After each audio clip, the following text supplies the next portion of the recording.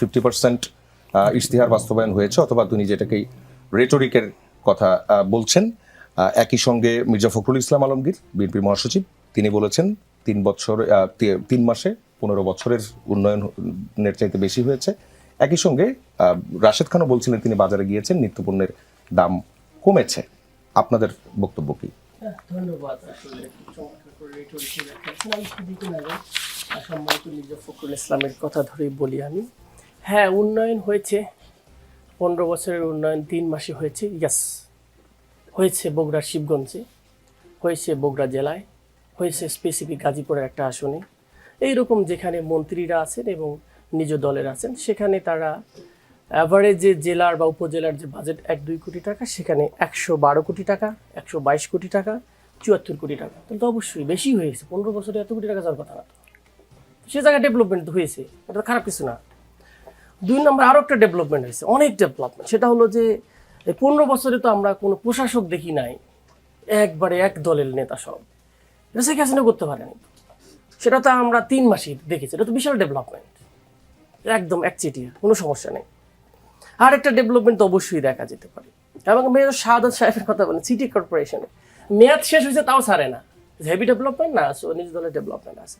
বিভিন্ন ধরনের দপ্তর অধিদপ্তরে তো কোনো পলিটিক্যাল পার্টির নেতা হিসেবে কখনো চেয়ারম্যান দেওয়া হয়নি, কিন্তু সেগুলো বরেন্দ্র ভূমিতে দেওয়া হয়েছে। সেগুলো আগে এরকম দেখতাম যে আওয়ামী লীগ সমর্থিত, বিএনপি সমর্থিত, যেমন আমাদের এখানে সম্মানিত একজন আলোচক আছেন ডক্টর ম্যাডাম আছেন, এইরকম হয়তো আদর্শিকভাবে তাদেরকে বিভিন্ন ডিপার্টমেন্টের হেড বানানো হইতো বা বিভিন্ন ধরনের অধিদপ্তরগুলোতে। এখন সেটা না, এখন directly political development. So we see the development is there. তো এই জায়গা থেকে এখন বলে যে কোনো দাম বাড়ে না। আচ্ছা, খেয়াল করেন, গ্যাসের দাম আজ থেকে 3 মাস আগে ছিল প্রায় 1300 টাকা, এখন সেই গ্যাসের দাম 1900 টাকা। বাহ, ভেরি ইন্টারেস্টিং না ডেভেলপমেন্ট না? কোনো দাম বাড়ছে নাকি? কোনো এইসব নিত্য প্রয়োজনের দাম বাড়ে নাই তো ভাই। তারপরে 1900 টাকা দিয়েও কি আপনি পাচ্ছেন কিনা? এইটা আরেক জিনিস, ওটা পাচ্ছি কিনা সেটা তো বলা যাবে না ভাই। এই যে ইলেকট্রিসিটির কথা 1.5 বাড়লো প্রতি ইউনিটে, সেখানে আবার 13-14 ঘন্টা তো যায় কারেন্ট আসে কখন, সেটাই তো চিন্তা করার বিষয়। এটা তো কোনো বাড়ে নাই। বিদ্যুতের দাম বাড়লে তো জিনিসপত্রের দাম বাড়বে না। আচ্ছা, অয়েলের দাম, তেলের দাম কথা বলেন, বিশ্ববাজারে কমছে, কিন্তু আমাদের এখানে 20 টাকা বেশি না। তো সেইগুলো যদি বলেন, হ্যাঁ, এখন বিরোধী দল বললেই তো দোষ। বিরোধী দল বললে যত দোষ নন্দঘোষ, যত দোষ সব বিরোধী দল। এখানে বিরোধী দলের পতন না ঘটানো পর্যন্ত আমাদের উন্নয়ন ঘটবে না আসলে। তো এই জায়গা থেকে স্পেসিফিক যদি বলি, মির্জা ফখরুল সাহেব কি উন্নয়নের কথা বলছেন, আমি বলছি এরকম মনে হয় উন্নয়ন, সেই জন্য হয়তো উন্নয়ন হয়েছে। কারণ আমার এলাকায় উন্নয়ন হয়নি, অন্য অনেক এলাকায়, অনেক বিএনপির এলাকার এমপিরাও আজকে খুব করে বলেছেন।